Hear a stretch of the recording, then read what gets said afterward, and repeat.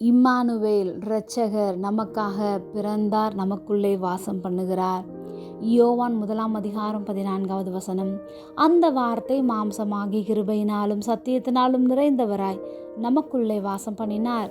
அவருடைய மகிமையை கண்டோம். அது பிதாவுக்கு ஒரே பேரானவருடைய மகிமைக்கு ஏற்ற மகிமையாகவே இருந்தது. இயேசு கிறிஸ்து நம்முடைய இருள் நீக்கும் ஒளியாக வந்தவர்.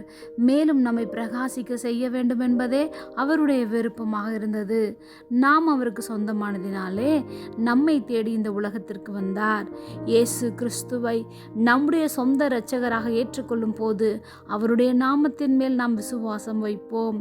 அப்படி அவரை ஏற்றுக்கொண்டவர்கள் எத்தனை பேர்களோ அத்தனை பேர்களும் அவருடைய பிள்ளைகளாகும்படி அவர்களுக்கு அதிகாரத்தை கொடுத்தார், ஆசீர்வாதத்தையும் அருளியிருக்கிறார்.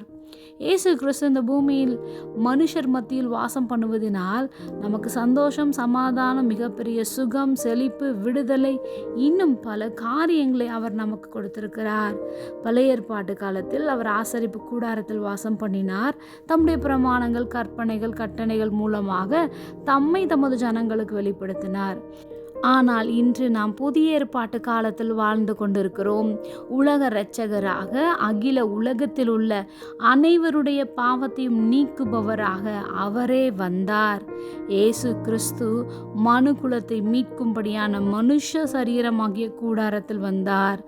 தேவ கிருபையினாலே தம்மை வெளிப்படுத்தினார். இயேசு கிறிஸ்து இன்றும் நம்மேல் கிருபையாக இருக்கின்றார். தம்முடைய சத்தியத்தை நமக்கு கற்றுக் கொடுக்கின்றார். அவர் நமக்குள்ளே நம் மத்தியிலே வாசம் பண்ணுகிறார். அவர் நமக்காக பிறந்ததினால் அவருடைய அன்பு, அவருடைய மீட்பு, அவர் நமக்கு வைத்திருக்கிற எல்லாவற்றையும் நாம் சுதந்தரித்து கொள்ள முடியும்.